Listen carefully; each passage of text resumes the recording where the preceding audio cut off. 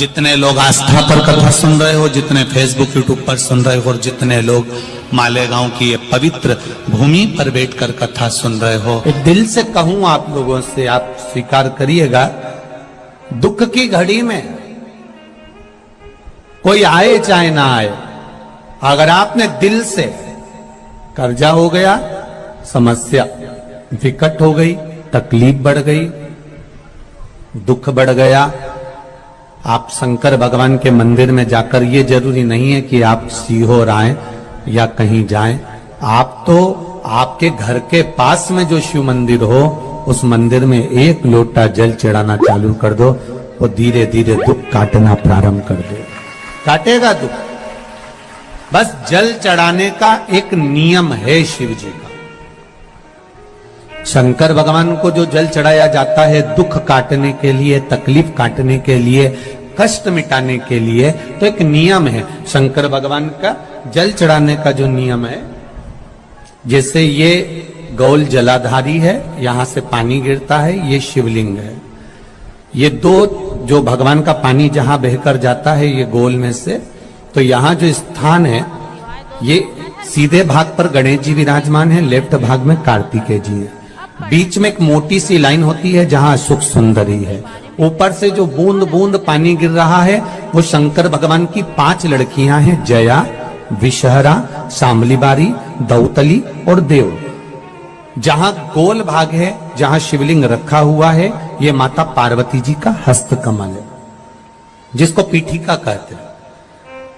महाराज, जल चढ़ाने का नियम है, जब हमारे ऊपर दुख होता है, तकलीफ होती है, कष्ट होता है, बड़ी दिक्कत परेशानी होती है, तो हम जल चढ़ाते हैं। तो उस जल को चढ़ाने का नियम है, पहले गणेश जी का स्थान, कार्तिकेय का स्थान, अशोक सुंदरी की जगह, फिर माता पार्वती की पीठिका, उसके बाद जलाधारी को स्मरण कर कर जल धीरे धीरे शंकर भगवान पर छोड़ा जाता है।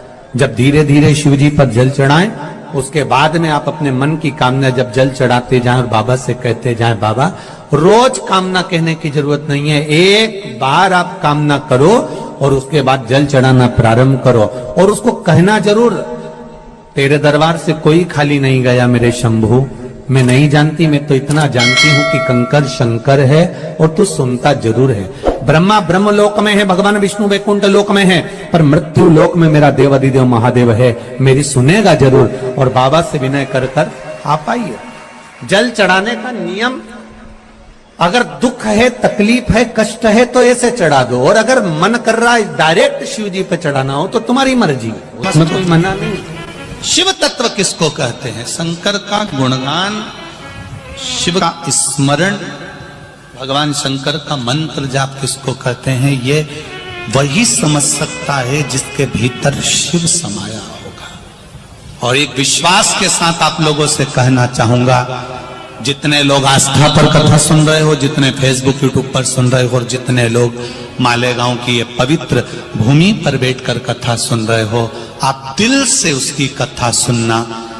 इस वाणी का, इस व्यासपीठ का एक शब्द हो सकता है, हॉस्पिटल में पड़ा हुआ कोई व्यक्ति, कर्जे में डूबा हुआ कोई व्यक्ति, गलत व्यसन में पड़ा हुआ कोई व्यक्ति को आपके द्वारा निकली हुई वाणी से भी बाहर निकाल सकता है। जैसे उस मां को कहा किसी ने, सीहोर वाला महाराज कहता है, एक बार चले तो जा शंकर जी के मंदिर में, उसने पत्र में लिखा। जब वो सीहोर वाला महाराज कहता है, चिल्ला चिल्ला कर कहता है, एक लोटा जल सारी समस्या का हल, तो जा। 7 साल में उस बच्चे की वाणी वापिस आ सकती है जो वाणी नहीं थी। जब वो वाणी मेरा महादेव दे सकता है, वो देखो उस माँ के चेहरे की खुशी, उस माँ के चेहरे की रौनकता, जिसका बेटा 7 साल बाद बोला हो, उसका आनंद देखिए कि कितना होगा, कितना आनंद होगा। एक बात और अच्छे से समझ लीजिए, जो बच्चे चिड़चिड़े होते हैं, चाहे घर में बेटे हों, बहुएं हों, सास हो, ससुर हो, परिवार में छोटे छोटे बच्चे हों, चिड़चिड़ प्रवृत्ति करते हों या चिड़चिड़ा स्वभाव हो, जरा जरा सी बात में क्रोध आ जाता हो, बोलने का भान नहीं रह पाता हो, शब्दों के बाण चलते हो, तो महाराज प्रदोष के दिन, प्रदोष काल में बेलपत्री के पेड़ के नीचे एक जो पत्ता आपके पास में हो, पान का मिल जाए तो पान का, पीपल का मिल जाए तो पीपल का, बेलपत्र का मिल जाए तो बेलपत्र का, उस पत्ते पर मात्र थोड़ा सा शहद और 7 दाने चावल के रखकर घी का दिया लगा दो महाराज, और थोड़ा सा जल हाथ की अंजलि में लेकर भगवान देवाधिदेव महादेव का स्मरण कर कि इस बेलपत्री के वृक्ष के नीचे माता लक्ष्मी, पार्वती, सरस्वती विराजमान है।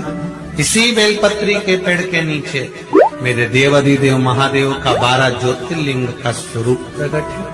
उनका स्मरण कर जल चढ़ा दीजिए और उसका स्मरण कर लो जो चिड़चिड़ प्रवृत्ति करता, क्रोध करता, जिसको बोलने का भान नहीं होता हो, सम्मान नहीं देता हो, अपशब्द कहते हो, उनका स्मरण कर आप छोड़ेंगे।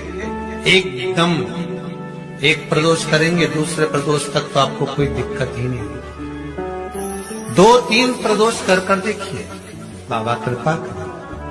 3 जगह पर अगर कोई बीमारी ऐसी हो गई कि वो समाप्त नहीं हो रही, बड़ी बड़ी तकलीफ, मतलब एक बार दवाई अगर चालू हो गई तो दवाई बंद ही नहीं हो रही है, तो उसके लिए आपको 3 जगह पर जल चढ़ाना प्रारंभ कर दो। मात्र 1 हफ्ते से ज्यादा चढ़ाना भी नहीं पड़ेगा। जैसे 1 हफ्ते आप टेबलेट लेते हो, गोली लेते हो, 1 हफ्ते चढ़ाना प्रारंभ कर दो। सबसे पहले बेलपत्री के पेड़ के नीचे क्या करना है, जल का पात्र लेना है, उसमें 2 दाने चावल के डालना, 2 दाने अक्षत के डालिए। पहले बेलपत्री के पेड़ के नीचे जाओ, वहां जल चढ़ाओ, फिर जाइए पीपल के वृक्ष के नीचे, वहां जल चढ़ाइए।